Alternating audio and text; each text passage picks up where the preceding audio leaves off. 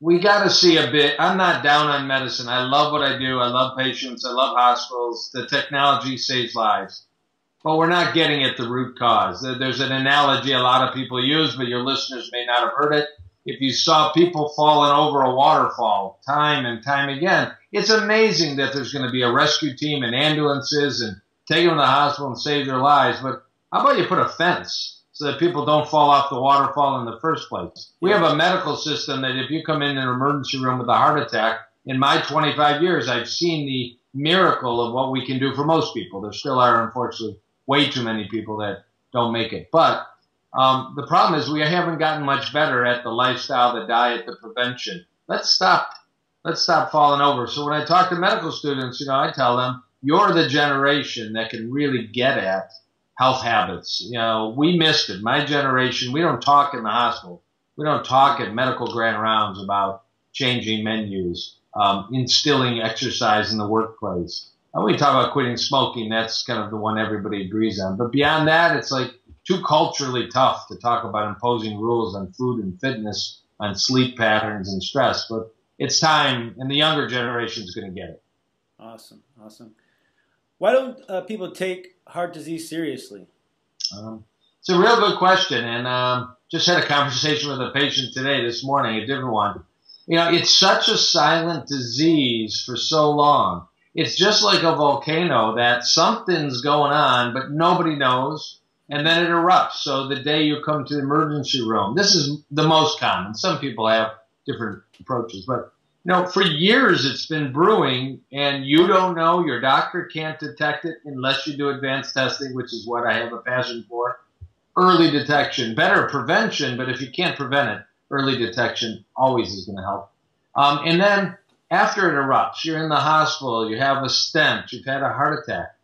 It's not like walking out with your leg missing. Nobody knows because it's all an internal problem. Right. You just fit right back into society. You feel pretty good, but nothing's changed about the process. A stent is a miracle. It doesn't change the nature of arterial disease. Bypass is a miracle. It's a painful miracle, but nothing changes. So, it requires constant reminder that life is fragile.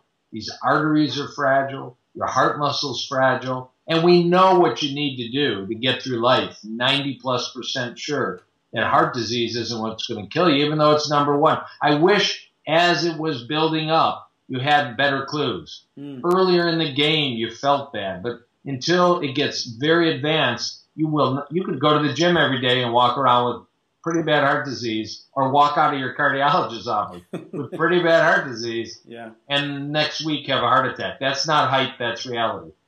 So it's kind of like an out of sight, out of mind, right?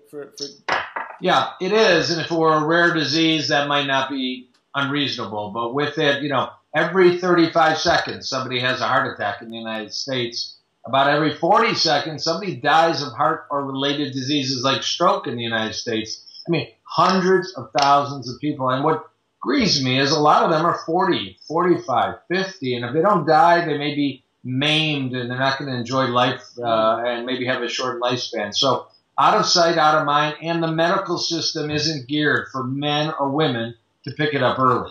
It should be geared, and it's all there right now. That's what my book talks about, is how to pick it up early, or better yet, as I say, always best to prevent it with good habits from youth on. We know if you start good habits in your teen years or your 20s, you're going to have a great run on health for most or all your life. Yeah, talking about picking it up early, what are the 3 most important screens?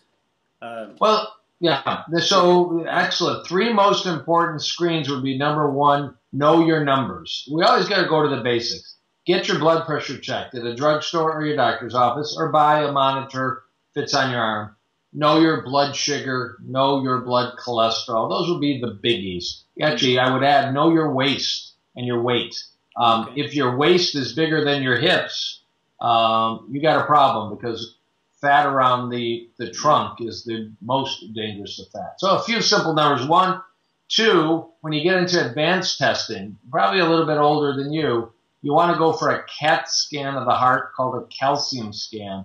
It takes 10 seconds, no injection, and you get a number called your score. A calcium score will let you know what's going on. And 3 is really know your numbers on your lifestyle. Are you working out 4 or 5 times a week, a variety of workouts? Are you eating 5, 6, 7 servings of fruits and vegetables a day?